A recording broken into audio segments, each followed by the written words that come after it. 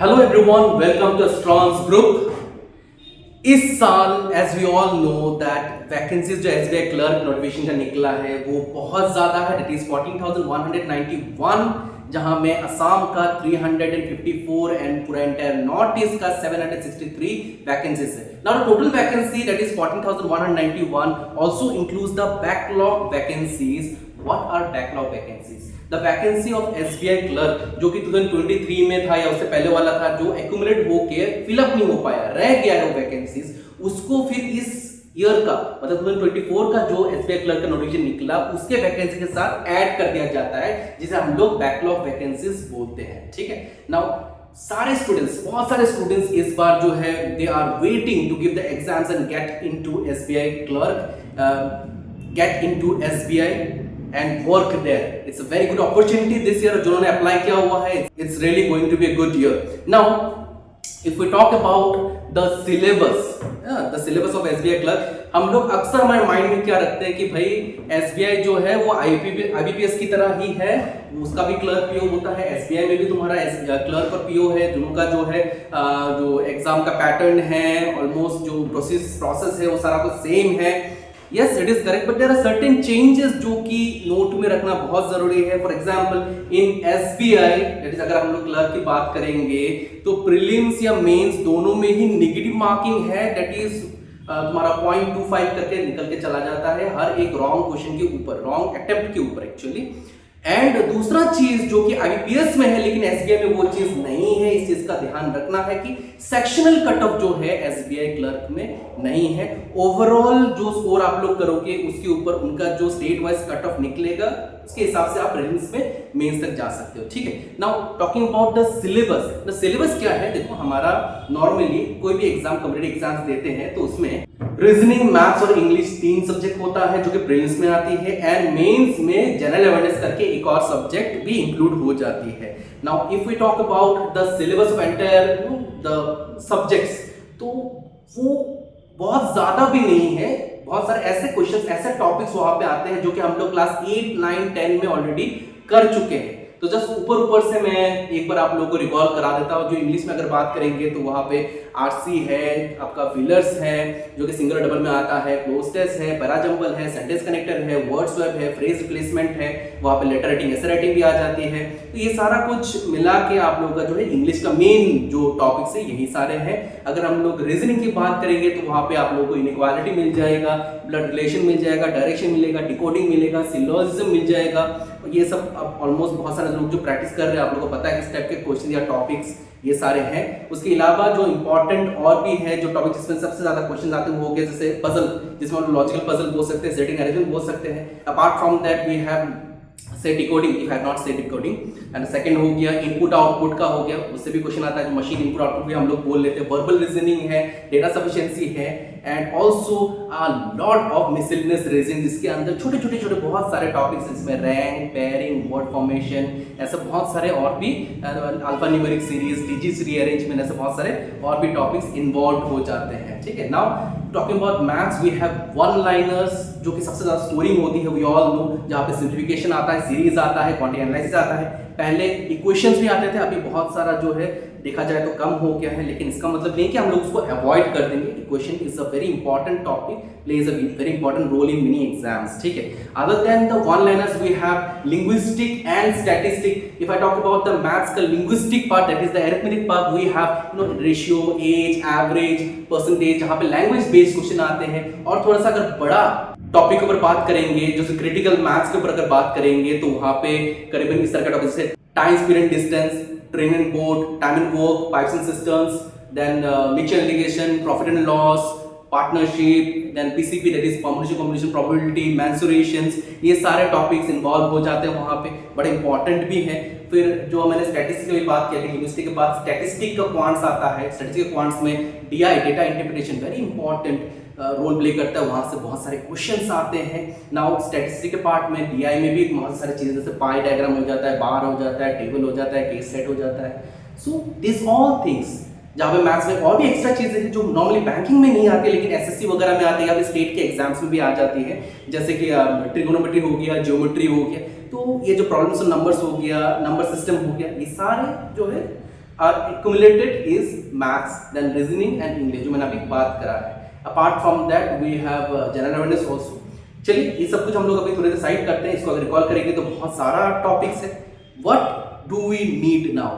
We need कि SBI clerk में इन सारे टॉपिक में से क्या क्या टॉपिक ज्यादा अप्रोचेबल है, जहां से क्वेश्चंस आने का संभावना है, हम लोग कौन से वाले टॉपिक सब्जेक्ट टॉपिक्स को ज्यादा टच करने से, अप्रोचेबल होने से स्कोर बढ़ सकता है, इसके बारे में हम लोग बात करेंगे. ठीक है, जो रिक्रूटमेंट प्रोसेस है उसके बारे में बात कर लेते हैं. प्रीलिम्स, मेंस, उसके बाद लैंग्वेज प्रोफिशिएंसी एंड डॉक्यूमेंटेशन, यही पार्ट है. इंटरव्यू एसबीआई क्लर्क में नहीं है, बहुत सालों से इसे बंद कर दिया गया है. It is a really good thing. Actually many of you are nervous about viva and interviews and I know that it's a relief for you know कि इसमें नहीं है कि आप लोग रिटन एग्जाम दोगे और आप लोगों का क्लियर हो जाएगा. How good is that. तो प्रीलिम्स में अगर देखा जाए तो इंग्लिश में 30 मार्क्स है 30 क्वेश्चंस के लिए, रीजनिंग और क्वांट में 35 मार्क्स से 35 क्वेश्चंस के लिए.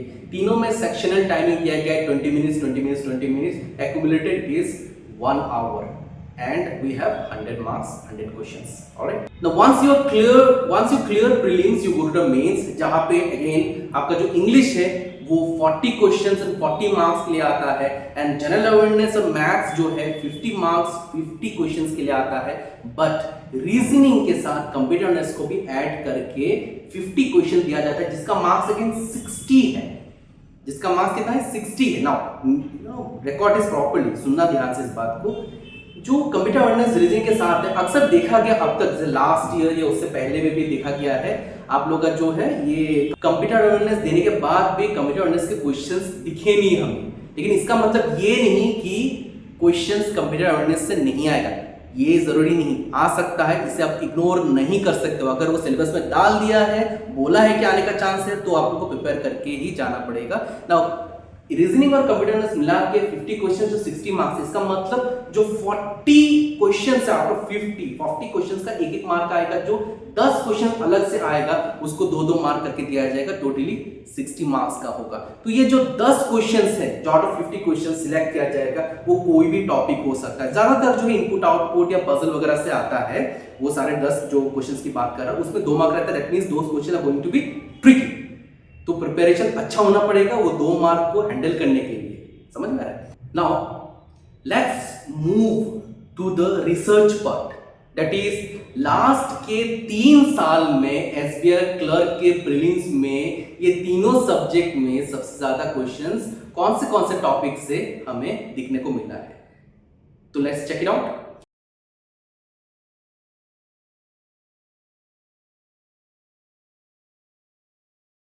बेस्ड ऑन द एनालिसिस अगर हम लोग बात करेंगे तो 3 साल के ऊपर इस बार का इंग्लिश का क्या क्या टॉपिक इंपॉर्टेंट रह सकता है. As we can say blindly कि आरसी जो है is going to play an important role. RC से क्वेश्चंस मिलेंगे आप लोगों को. उसके अलावा आप लोगों का एडिशंस एंड सेंटेंस करेक्शन से आएगा, पैरा जंबल और नहीं तो सेंटेंस कनेक्टर से. ठीक है, कनेक्टर एक हो गया, एडिशन सेंटेंस करेक्शंस, जहां पे करीबन यहां से अगर 7 to 10 मार्क्स हम लोग एक्सपेक्ट कर सकते हैं, तो यहां से हम लोग एक्सपेक्ट कर सकते हैं कम से कम 8 to मान लीजिए 12 या 14 मार्क्स तक का आप एक्सपेक्ट कर सकते हो.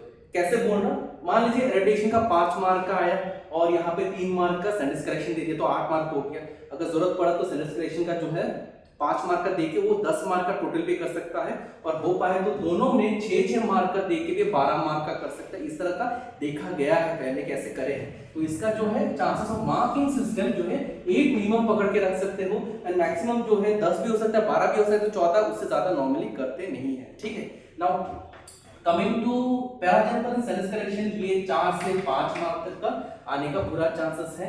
एंड यहाँ पे अगर देखेंगे क्लोज टेस्ट और फिगर से बड़ा ही इंपॉर्टेंट दो टॉपिक है जहां से क्वेश्चन आते हैं, वो भी 4 to 5 marks and 4 to 5 marks आप लोगों को दिखेगा मेन एग्जाम्स में. और एक है वो हो गया वर्ड स्वैप. यहां से भी आपका चांसेस जो है 4 to 5 मार्क्स का आने का चांसेस है. ये सारे टॉपिक्स ही मेन है जिसको लेके जो एग्जामिनर क्वेश्चंस को कंडक्ट करता है. Now it depends on how easy, how modern, how tough they are going to make this topic. That is important for us to no.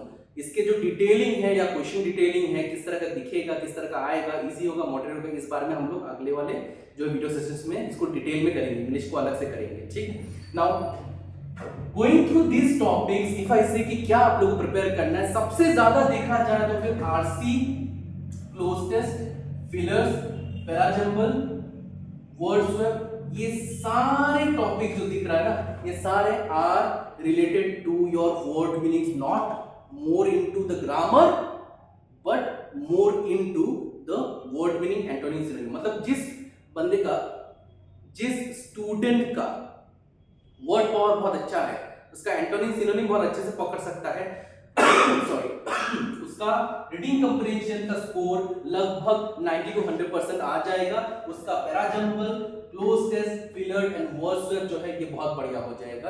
Other than that you should at least make sure that you are good with idioms. And अगर grammar की बात करेंगे तो basic touch on tense, models and parts of speech will give you a greater and approachable effort to score good in annotation and sentence correction। so इसी को लेके ही वो लोग सेट करते हैं। आईबीएस का, IBPS का भी सेम ही है, एसबीआई का भी ऑलमोस्ट यही चीज है, यही फंडा है जो वो लोग लेके चल रहे हैं। Now coming to the next subject that is reasoning का। चलो रीजनिंग का हम लोग देख लेते हैं कि लास्ट का 3 साल में किस तरह का क्वेश्चन आए। अभी आपके स्क्रीन में है।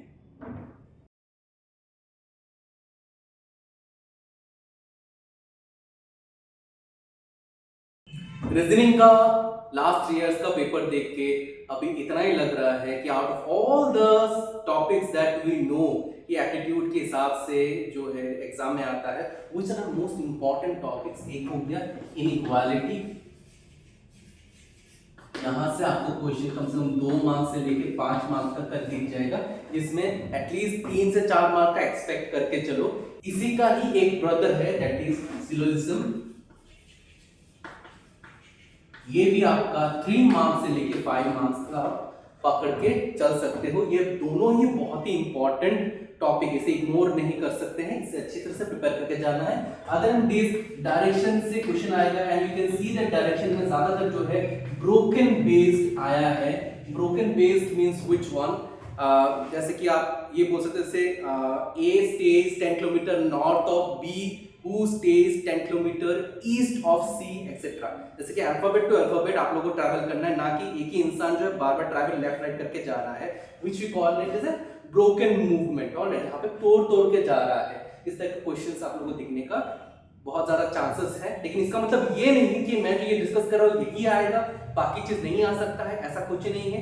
बाकी भी देखे जाना है, बिकॉज एग्जामिनर है, कुछ भी सोच सकता है, कुछ भी वो लोग पुट कर सकते हैं, लेकिन ये जस्ट एनालिसिस के ऊपर है कि ऐसे ऐसे चीजें आने का चांसेस है। Now talking about next part में देखा जाए तो बहुत ज्यादा स्कोरेबल है लॉजिकल पजल।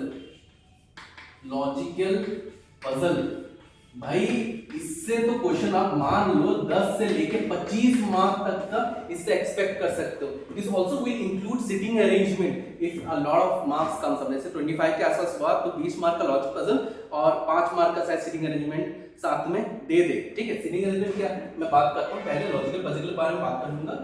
लॉजिकल पजल में बहुत सारे ब्रांचेस है जो हम लोग अपने प्रिपरेशन के टाइम में सीखे हैं। एक हो गया सबसे इंपॉर्टेंट ब्रांच जो है वो हो गया कंपैरेबल। ये बड़ा ही स्कोरेबल सब टॉपिक है, कंपैरेबल पजल। कंपैरेबल पजल किस तरह का होता है, मान लो अगर एज की बात करें, एज रिलेटेड अगर कंपैरिजन चल रही है, मान लो A B C D E सारे सिबलिंग्स है, उसमें ये बोला गया कि B जो है it is he is the eldest one, and मान लो C जो है he is elder to D but younger to मान लो E। इस तरह का जो कंपेयर करके जो क्वेश्चन सेट किया जाता है उसे हम लोग कंपैरेबल पजल बोलते हैं। ये करीबन 3 मार्क तक का आ सकता है, जो कि ये नॉर्मली 5 मार्क का नहीं आता है, आप 3 मार्क का इसका लेके चल सकते हो। अदर जो पजल का है वहां पे जैसे कि आपका लीनियर का पजल आ जाता है।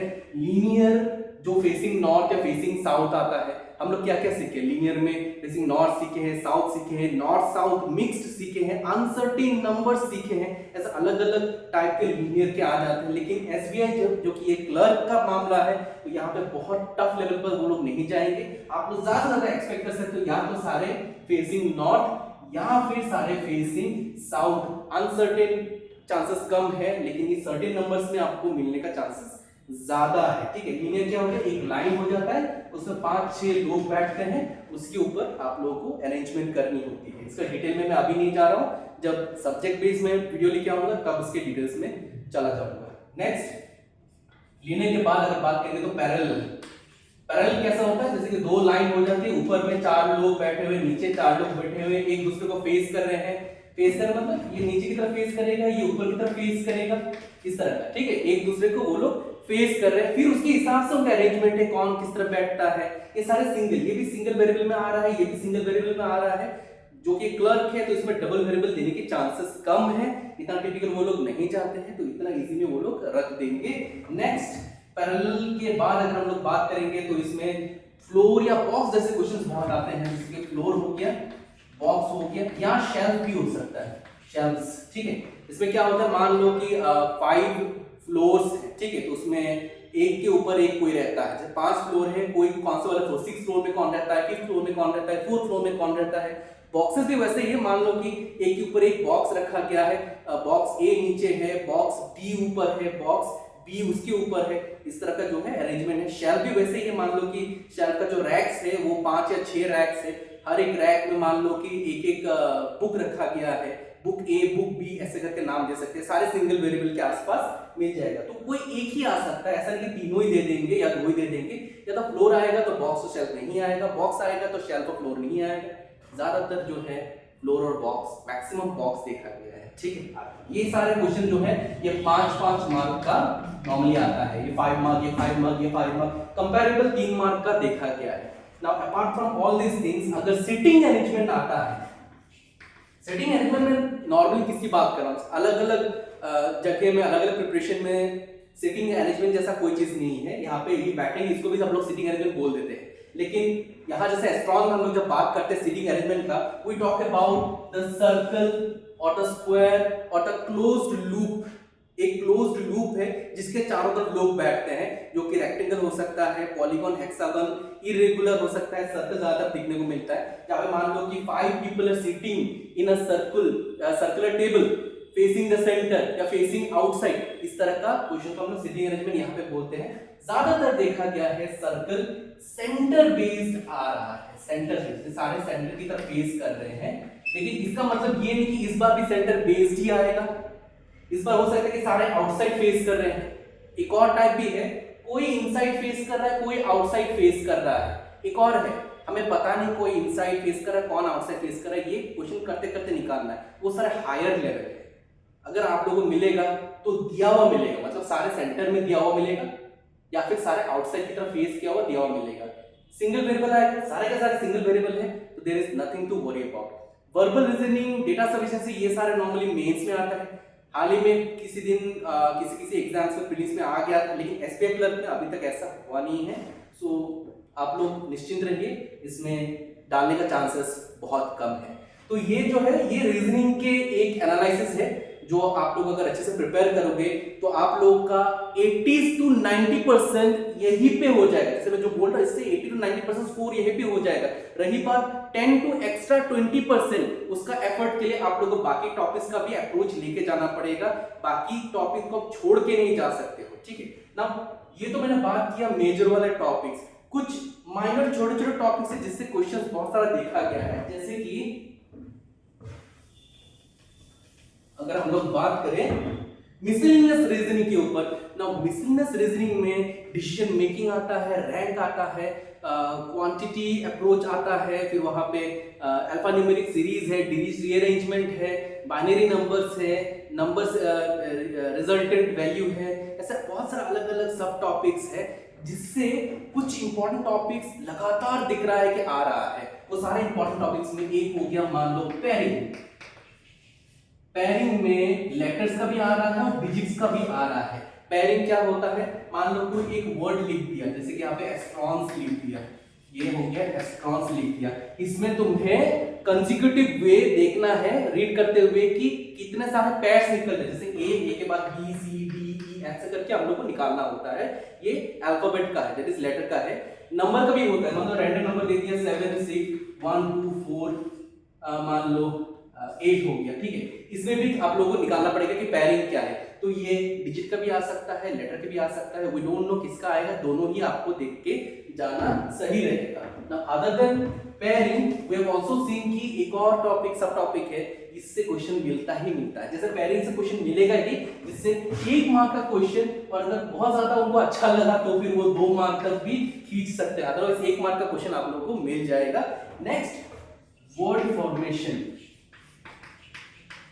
वर्ड फॉर्मेशन क्या होता है, मान लीजिए कुछ अल्फाबेट दे दिया, टी एल फिर ओ, ठीक है, फिर आपको इस तरह का कुछ अल्फाबेट्स दे दिया, मान लो एम एक्स, बोलेगा ये सारे अल्फाबेट्स लेके आप वर्ड्स फॉर्म करो, मीनिंगफुल वर्ड्स फॉर्म करो। कितने मीनिंगफुल वर्ड्स इससे फॉर्म हो सकता है ये निकाल के बताओ।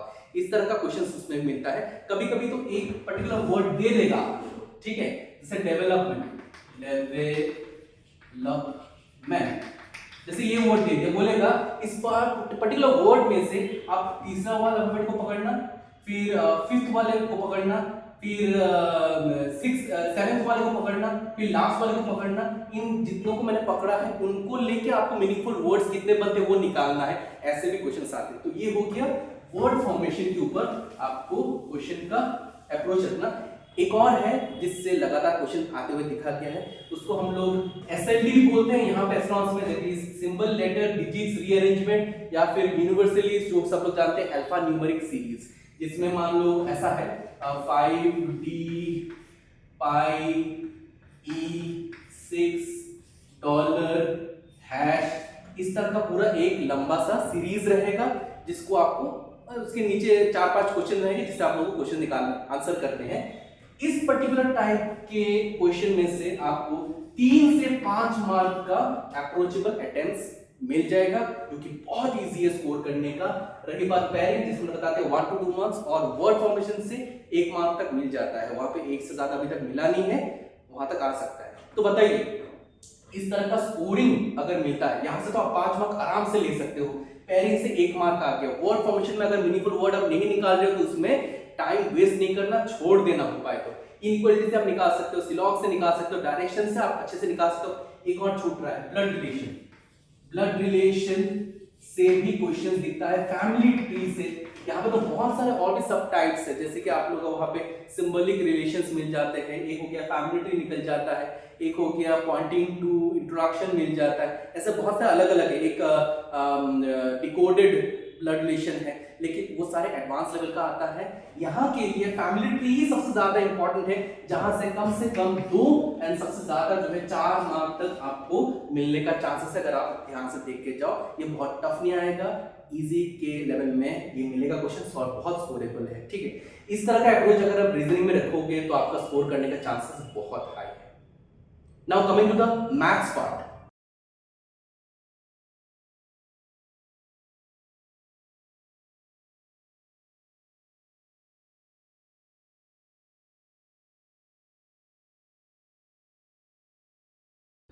Based on last 3 maths quantity aptitude analysis, we can clearly see कि मैथ्स में जैसे मैंने बताया कि 3 पार्ट्स होते हैं, one liner, statistic and linguistic, या फिर अरिथमेटिक बोल सकते हैं। तो वन लाइनर्स की बात करेंगे तो फिर सिंप्लीफिकेशन से 10 से लेकर 15 मार्क तक का चांस आने का सबसे ज्यादा स्कोर इसमें होता है। इसलिए सिंप्लीफिकेशन को प्रैक्टिस करना है, और अगर स्कोर सही में अच्छा करना है, जो कि कोई भी कर सकता है, use the tricks of calculations. उसके लिए हमारे जो YouTube का चैनल है उसमें बहुत सारे ऐसे कैलकुलेट इन सेकंड्स वाले वीडियोस मिल जाएंगे। खासकर 2 इंपॉर्टेंट है, सेशन 1 एंड सेशन 2, जिसको आप देख लोगे तो आप लोगों का जो वर्किंग सिस्टम है, जो ट्रेडिशनल वे आप कैलकुलेशन करते हो, जिसमें अगर एक कैलकुलेशन करने में 3-4 मिनट लगता है, you can do in 6 to 10 seconds. मजाक नहीं कर रहा हूं, आप खुद करके देखो फिर बताना। हमारे यहाँ के स्टूडेंट्स उतने कम टाइम में कैलकुलेशंस कर भी लेते हैं और सॉल्व भी कर लेते हैं। That is if I talk about simplification का 10 क्वेश्चन अगर दिया जाता है तो there is a record of a student completing the entire 10 questions, that is 2 sets of simplification in less than 3 minutes. That is really good.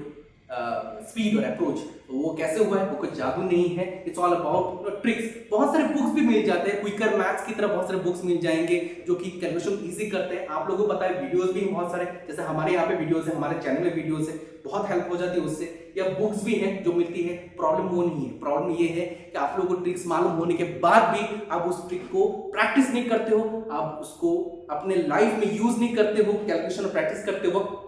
And because of that आप लोगों का जो मेन एग्जाम आता है तब तक के लिए आप ट्रेडिशनल मेथड यूज करके करते हो, जिससे बहुत टाइम लग जाता है and you don't score a lot.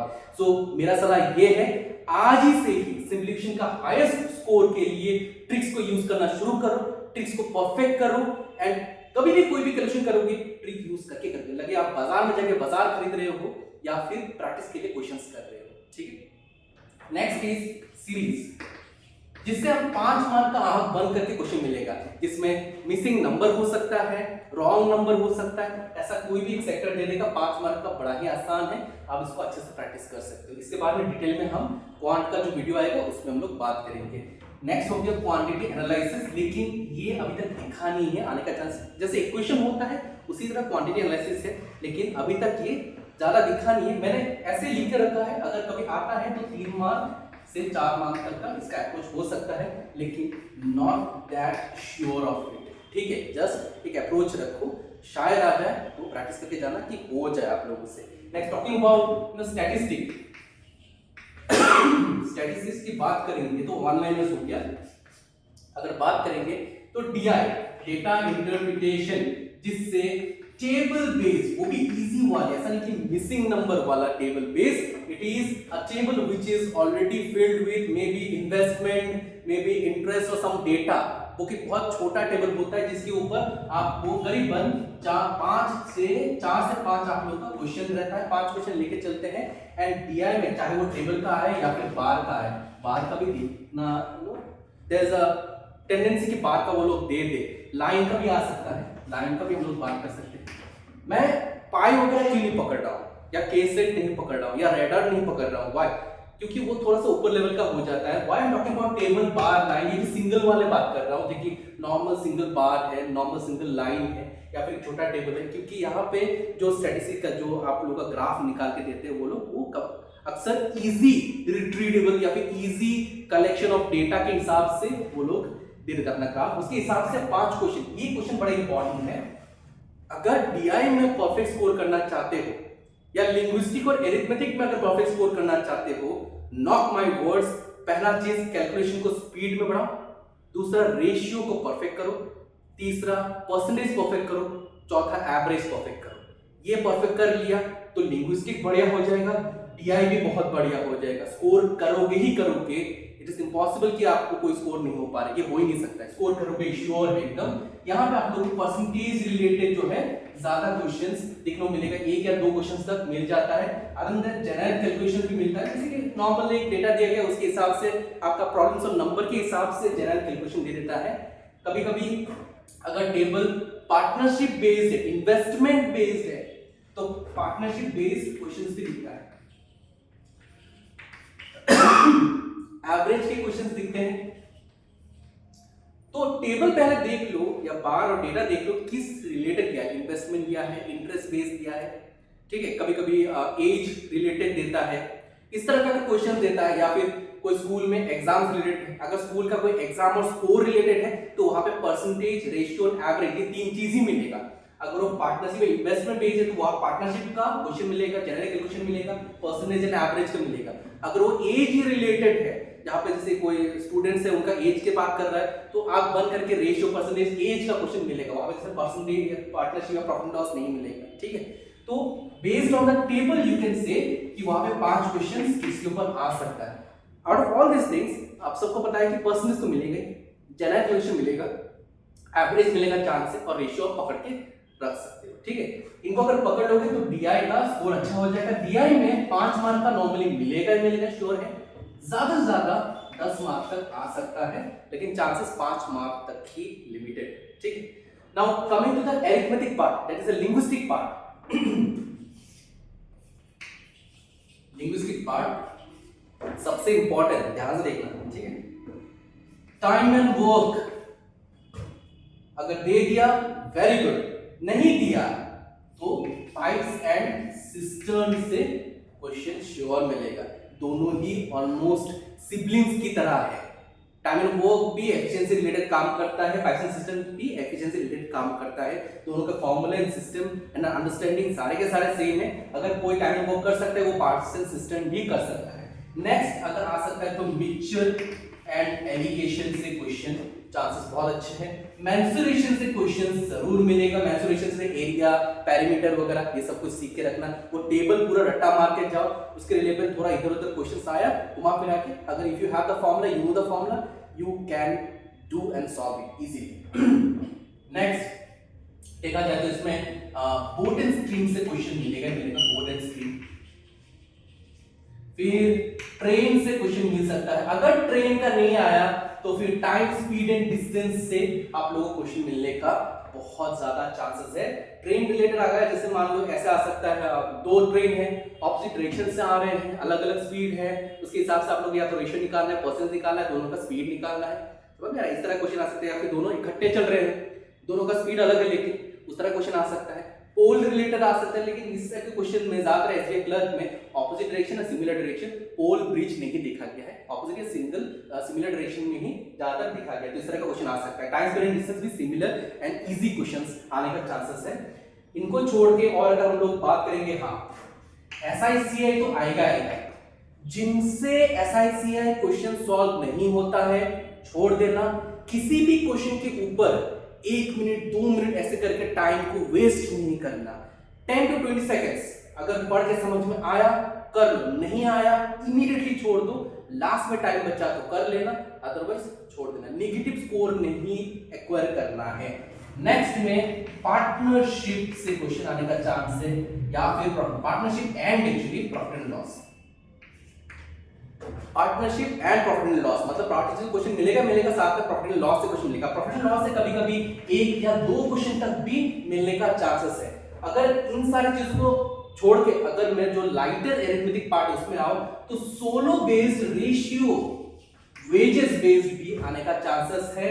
Next percentage का सोलो बेस्ड आने का चांसेस है, एवरेज का भी आ जाता है एंड एज का भी आ जाता है। ठीक है, तो रेशियो, परसेंटेज, एवरेज, एज अपना सिंपल सोलो क्वेश्चंस के साथ साथ डीआई में भी अपना क्वेश्चंस रहता है, और इन सब चीजों के अंदर भी रेशियो, एवरेज, परसेंटेज का जो है अप्रोच अच्छा है, अलग से भी देगा, इनके अंदर भी रहेगा। ठीक है, तो इसीलिए ये सारे टॉपिक्स को बहुत अच्छे से समझ के इनको प्रिपेयर करके जाना बड़ा ही इंपॉर्टेंट है। और ये सारे टॉपिक हो गया इनके साथ लिंक होने वाले। इसमें आप लोग सबसे इंपॉर्टेंट क्या है, लैंग्वेज को समझना है। एरिथमेटिक में प्रॉब्लम क्या होता है पता है आप लोगों को? डाउट क्यों होता है? It's not because we don't know how to do it, you just don't understand कि वो स्टोरी क्या बोल रहा है। मैथ में स्टोरीज डायरेक्टली नहीं बोलते, घुमा फिरा के बोलते हैं। आप लोग स्टोरी तो पढ़ते नहीं हो, आप क्या पढ़ते हो? क्वेश्चन देखा एरिथमेटिक का, डायरेक्टली डेटा के पीछे पड़ जाते हो। भाई ये क्या डेटा दिया हुआ है, ये क्या डेटा दिया हुआ है, दोनों का डेटा जो दिया हुआ है उसको मिला के कोई फॉर्मूला है क्या, उस फॉर्मूला में पुट कर सकते हैं क्या, सॉल्यूशन निकल जाएगा। इसके पीछे भागते रहते हैं। No, don't do that.